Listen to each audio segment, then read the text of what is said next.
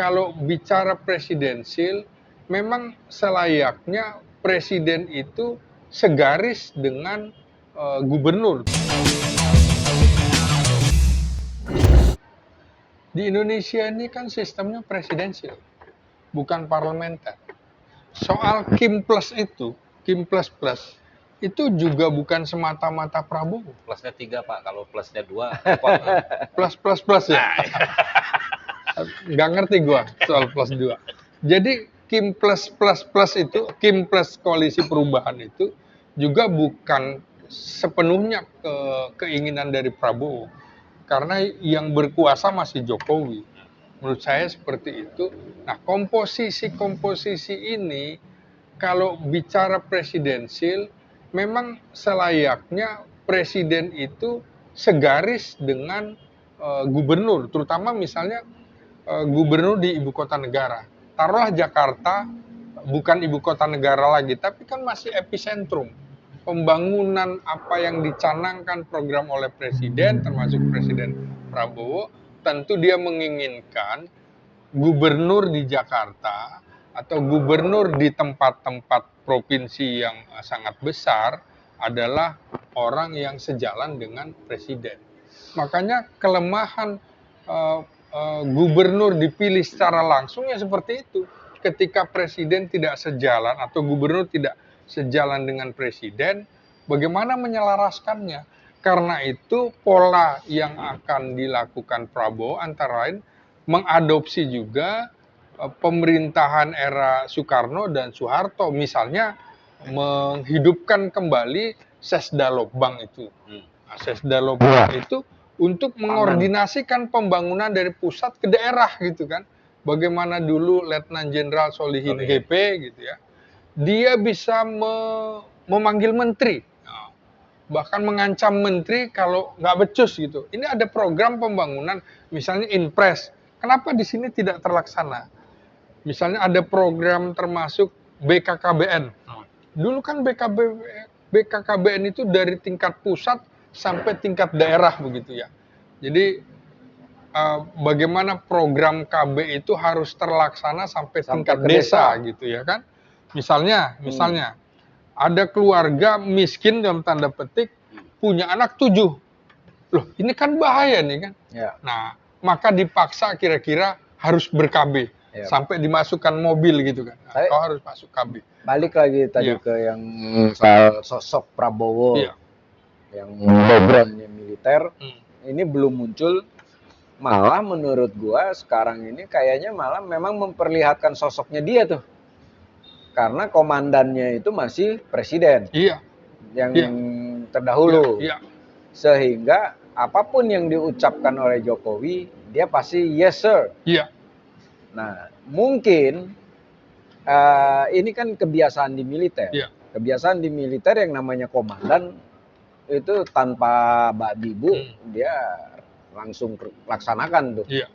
Nah, tetapi di militer pun ketika seseorang serdadu itu menjadi pangdam atau memegang tongkat komando, dia akan benar-benar dia tuh. Dia nggak peduli misalnya seniornya itu di bawah dia. Dia ya kata dia ya lakukan aja. Jadi memang ini meneguhkan Prabowo sebagai seorang militer. Jadi Bung Dadi, kalau kita jadi wartawan, secara psikologis yang dibutuhkan hasil psikologi untuk menjadi wartawan adalah kritis kan, agak bengal, agak liar supaya berani. Tapi untuk militer, yang nomor satu adalah loyalitas. Jadi Prabowo ingin menunjukkan bahwa dia tetap loyal kepada presiden. Apapun yang dilakukan presiden untuk saat ini, oke. Gitu ya. Tapi ketika dia jadi presiden? Nah, beda lagi. Bisa berubah. Bahwa sekarang saya adalah panglimanya. Pemegang kekuasaan tertinggi atas angkatan darat, laut, dan udara. Kewenangannya luar biasa gitu kan. Makanya psikologi dia sebagai militer menurut saya itu tidak akan terkikis begitu saja walaupun dia sudah menjadi sipil sekian lama. Ini kabinet lama kabinet yang sekarang berapa persen sih yang bertahan? Saya kira kabinet yang sekarang mungkin sekitar 15% saja yang masih bisa dipakai. Panglima nggak akan ganti lah ya. Panglima TNI. Gini, Agus Subianto itu ada irisan dengan Prabowo pada saat dia menjadi tentara pertama keluar dari Akademi Militer, penempatannya di Yonif 328 Kostrad, tempat di mana Prabowo pernah menjadi komandan batalion. Okay? Pada saat dia sebelum bertempur di Timur Timur, maka dia berlatih untuk menjadi pasukan penyerbu ya waktu itu. Pemburu itu latihannya di Batu Jajar. Komandannya pada saat itu Prabowo. Jadi masih ada irisan dengan Prabowo, Agus Subianto ini, sehingga apakah langsung dipotong? Menurut saya ini bulan Agustus ini Agus Subianto kan 57 tahun. Kemungkinan ya masih 1 tahun lagi, masa transisi itu masih bisa dipertahankan. Saya kira tinggal melihat kepentingan politik Prabowo terhadap institusi polisi dan juga terhadap personil yang akan diberikan mandat untuk memimpin TNI atau Polri. Figur itu akan kelihatan sekali. Nah, melihat profil dari Listio Sigit Prabowo, menurut saya yang usianya saat ini 55 tahun, masih 3 atau 5 tahun lagi ya pensiun. Kalau usia pensiunnya menjadi 60 tahun, menurut saya kasusnya akan sama seperti Tito Karnavian, akan berakhir begitu, pensiun dini kira-kira gitu, dengan diberikan jabatan lain. Apakah jabatan di kementerian, apakah jabatan di dubes. Kalau ngelihat komposisi Pak Harto dulu, orang yang kira-kira tidak sejalan dengan dia, maka betapa banyak jenderal-jenderal itu didubeskan. Gitu. Jadi menurut saya akan banyak kemungkinan elit-elit militer dan elit-elit polisi akan didubeskan atau diberikan tempat yang bukan dalam posisi strategis lagi begitu. Tapi kan kelakarnya Prabowo kan clear ya kemarin ya, yang dia bilang Panglima TNI sama Kapolri kayaknya akan tetap nih karena namanya kalau digabung jadi presiden. Jadi presiden. Prabowo Subianto. Iya. Sekali-sekali boleh juga joke gitu kan. Gitu. Jadi Kepala BIN ganti lah ya. Ya menurut saya Kepala BIN ini adalah Kepala BIN terlama di era reformasi. Ya, ya. Jadi hampir 10 tahun. 9 tahunan. 9 tahunan. Ini terlama dalam rekor ya. Kedua polisi. Nah, seperti itu juga. Pertanyaannya diganti jadi tentara, Kepala BIN. Saya kira Kepala BIN akan dikembalikan ke militer lagi. Era yang ditinggalkan oleh Budi Gunawan menurut saya, BIN cenderung menjadi seperti institusi pembinaan teritorial. Nah, ini background Budi Gunawan menurut saya sebagai polisi lalu lintas, itu akan kelihatan. Polisi lalu lintas itu kan penyuluh, Bu. Memberikan penyuluhan, pengumuman, jadi pamer kan begitu. Nah, kalau intelijen itu kan tidak tidak kelihatan gerakannya. Bukan seperti, mohon maaf misalnya, pada saat COVID mengumumkan vaksin oleh BIN. Loh, kok tugas BIN pamer diumumkan? Kira-kira siapa calon Kepala BIN? Menurut saya tentu hak prerogatifnya Prabowo gitu. Sebagai pengamat militer. Ya, setidaknya wakil Kepala BIN yang sekarang dia punya potensi. Kemudian Kepala BAIS yang sekarang punya potensi. Juga figur seperti Letnan Jenderal Herindra itu juga punya potensi. Yang jelas Prabowo ingin orang-orang yang pernah beririsan dengan dia, terutama dengan background Kopassus, akan menempati posisi Kepala BIN. Mendagri. Kira-kira calonnya siapa? Militer, sipil? Saya kira ada program-program Prabowo yang harus di backup oleh militer ya. Program-program seperti pemberian gizi gratis dan segala macam. Kalau mengandalkan sipil akan berat sekali, maka kemungkinan juga soal makan gratis, infrastruktur itu akan menggunakan infrastruktur komando teritorial. Karena itu juga Kementerian Dalam Negeri juga kemungkinan akan kembali ke era seperti Soekarno dan Soeharto yang lebih mengandalkan militer untuk menempati posisi itu. Itu sama juga, itu menarik tuh yang makan siang gratis itu, makan gratis itu.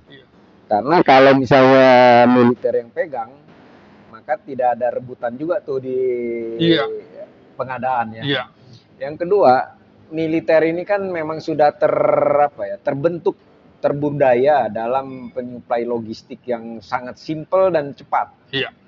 Jadi mungkin kalau misalnya itu diberikan kepada kewilayahan, mungkin itu malah realistis ya. Konkretnya nih, pada makan gratis diserahin ke Kodam.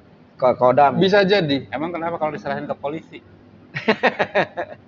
Polisi tidak terbiasa juga sebenarnya. Kebetulan di tentara ada korp pembekalan dan angkutan ya, Bekang itu ya. Dan itu juru masak tuh ada. Dan terbiasa dengan jumlah besar. Tentara itu diciptakan untuk situasi darurat. Kondisi makan gratis bergizi itu dianggap kondisi darurat supaya kemudian Indonesia mengalami akselerasi percepatan untuk peningkatan gizi bagi masyarakat. Makanya nanti mungkin jadi badan gizi baru masuk ke Kodam-kodam misalnya. Karena misalnya Bekang itu ya, di Kodam ada Bekangdam, kemudian di Korem juga ada detasemen perbekalan dan angkutan. Nah, sampai kemudian di tingkat bawah menurut saya mereka punya infrastruktur yang cukup baik untuk kondisi darurat. Kita lihat sajalah bagaimana situasi-situasi bencana alam. Dapur umum yang menyiapkan siapa? Selalu Angkatan Darat gitu ya. Nah, sama dengan di pulau-pulau terluar akan mengandalkan juga pembekalan Angkatan Laut misalnya lewat kapal-kapal perang yang kemudian tidak terjangkau oleh Angkatan Darat. Nanti akan pos-pos itu pos-pos tertentu lah, akan diisi oleh orang-orang yang punya irisan dengan Prabowo. Lu mau ngomong bahwa nanti Kopassus akan banyak muncul ya, menempati pos-pos tertentu ya, ex Kopassus. Iya, saya kira ada situasi-situasi yang akan membuat Prabowo menempatkan sejumlah personil Kopassus di posisi-posisi tertentu. Tapi dia tentu dengan janjinya ya akan membentuk second kabinet profesional. Maka juga dari partai politik juga akan direkrut, bukan berarti partai politik tidak profesional kan. Banyak tokoh-tokoh profesional juga dari partai politik dan itu akan digunakan. Kalau kayak begitu komposisinya. Gue pertanyaannya adalah, ini kira-kira polisi akan di bawah presiden langsung atau menjadi kementerian? Salah satu mengapa konflik di bawah antara TNI Polri ini nggak pernah selesai, menurut saya salah satu sumbernya adalah administrasi pemerintahan yang menempatkan TNI dan polisi tidak dalam posisi yang seimbang. TNI di bawah kementerian dan polisi langsung di bawah presiden. Dan itu tentu menimbulkan kecemburuan secara psikologis. TNI merasa bahwa saya diperlakukan tidak adil dalam administrasi pemerintahan. Kapolri bisa berurusan soal anggaran langsung dengan Menteri Keuangan. Tapi Panglima TNI tidak bisa langsung mengurus atau meminta anggaran ke Menteri Pertahanan. Hanya melewati Menteri Pertahanan. kondisi ini juga membuat situasi di elit militer menurut saya juga menjadi rapuh dalam pengertian kepala staf angkatan akan lebih tunduk kepada Menteri Pertahanan ketimbang Panglima TNI karena sama-sama dia tidak punya hak anggaran begitu kan gitu. Jadi posisi lo sama gue sama, cuma bedanya dapat list merah, aku enggak, kan kira-kira begitu. Ini juga akan mempengaruhi.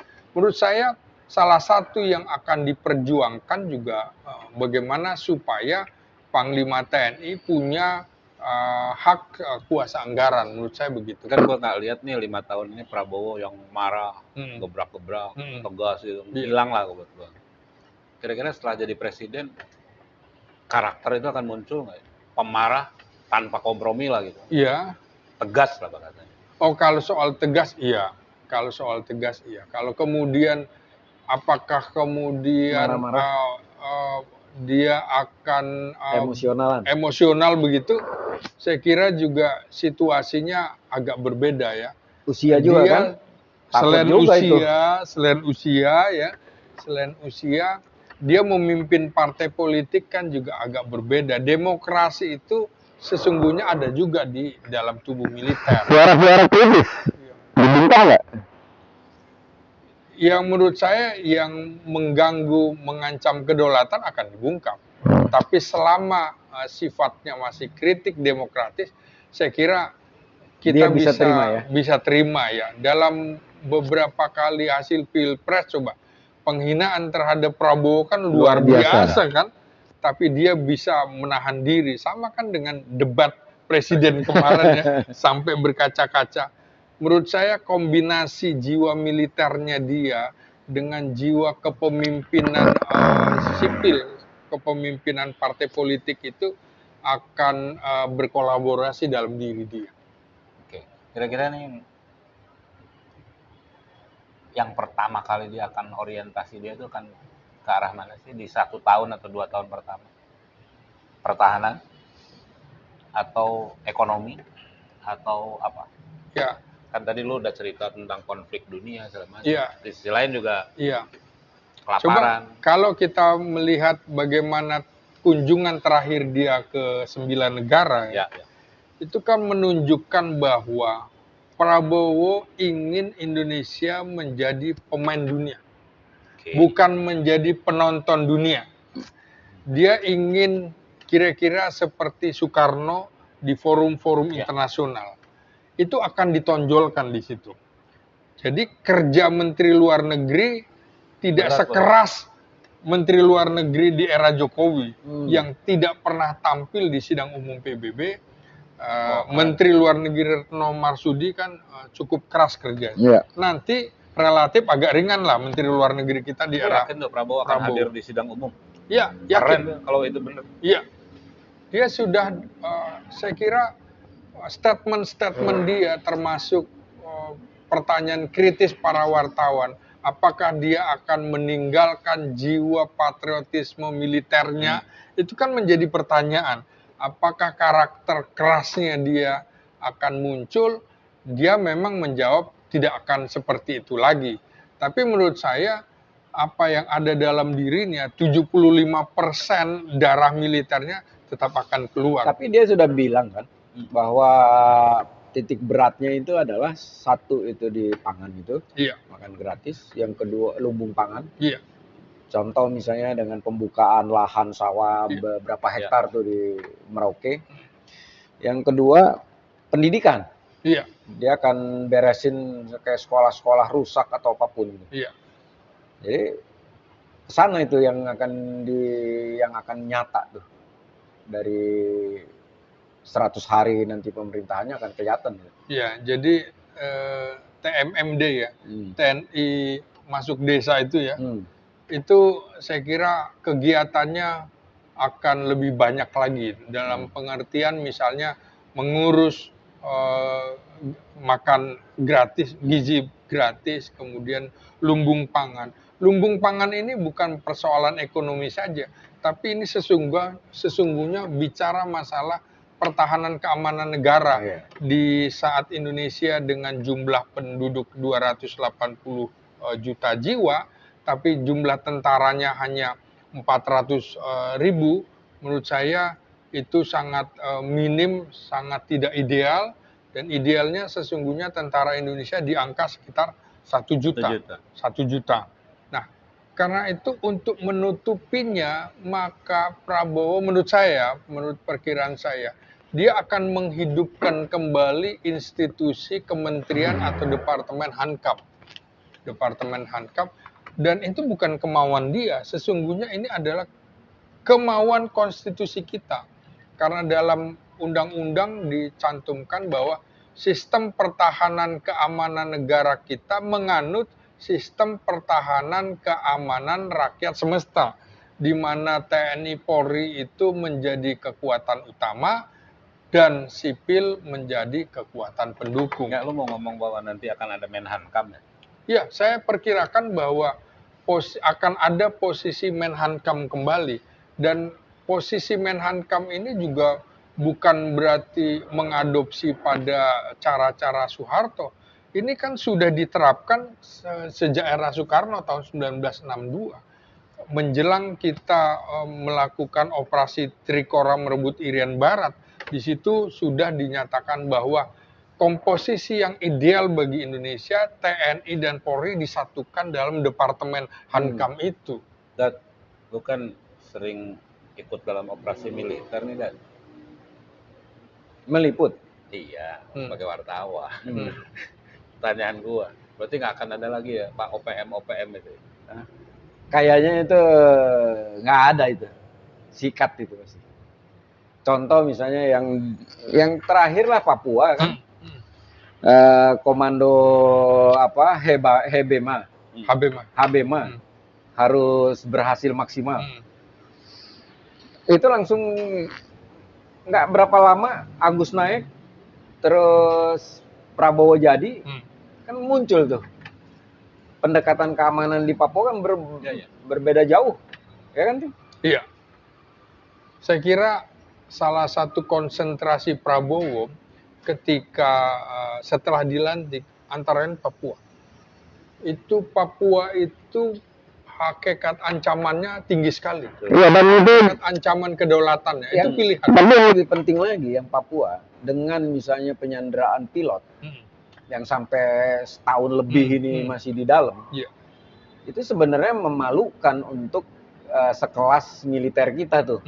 Karena militer kita itu dikenal di dunia pun waktu sejak kasus Don Muang ya. Itu kan Kopassus tuh disetarakan itu. Dengan pasukan kayak Navy SEAL. Artinya lemah Mossad. Di era siapa? Ya di era Jokowi waktu di era Jokowi. Penanganannya. Karena di era Jokowi itu kan lebih pendekatan kesejahteraan.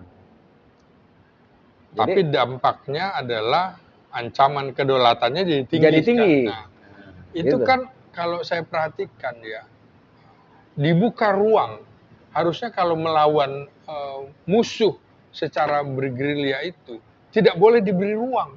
Nggak boleh. Jadi gerilya itu harus dilawan dengan anti-gerilya 1:3 gitu loh, bukan dibiarkan.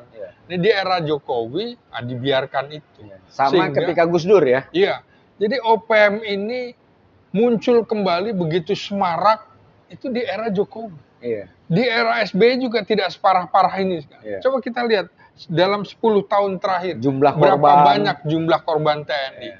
Menurut saya kesalahan kebijakan pemerintah dalam memutuskan operasi apa yang paling pas di Papua itu adalah kesalahan pemerintahan Jokowi. Oke, jadi guys kita lihat nanti guys, sampai 2 bulan lagi guys, Prabowo dilantik. Tapi kangen nggak, Dat? Apa tuh? Prabowo yang tegas, marah-marah gitu. Lo kangen? Gue kangen ya. Gue kangen beneran. Gue kalau yang lempar asbak bisa kayak gitu sih nggak kangen. Nah, kita kangen hanya menunggu itu ya ketegasannya dia. Tapi karena nunggu nggak gitu? Nunggu nggak ini bahwa Prabowo melakukan plot twist, menggagalkan rencana-rencana Jokowi? Menurut gua kayaknya enggak. Jadi dia tidak akan mengganggu yang sudah baik, akan dilanjutkan. Yang tidak baik ya pasti dia sikat, diperbaiki. Kira-kira yang tidak baik yang mana yang akan dihabisin, Dan? Gua nggak paling utama misalnya yang paling nyata ya Papua. Pendekatan kesejahteraan akan berubah tuh. Ini ketum Golkar kira-kira berubah nggak? Ketum Golkar. Ketum Golkar pasti seperti kita membaca Golkar ya. Ya pasti akan pindah. Loyalitasnya. Pindah. Iya. Jadi dari loyal kepada Presiden Jokowi, ya setelah 21 Oktober lompat loyalnya kepada Prabowo. Oke. Menarik. Ya. Silakan Pak Dadi. Jadi, guys, kita tunggu nih, guys. 2 bulan ke depan ini nih. Seperti apa yang sosok Prabowo yang sudah menjadi presiden kelak akan seperti apa? Kita lihat nanti gebrakannya dalam 100 hari. Apakah dia seperti kayak sekarang atau memang benar-benar berubah dengan Bade. Oh, waktu debat kan kata lu Prabowo sampai berkaca-kaca ya kan biasanya. Sekarang mungkin Anies yang berkaca-kaca nggak? Oke guys, saya bangga, saya resah, saya Indonesia. Kalian?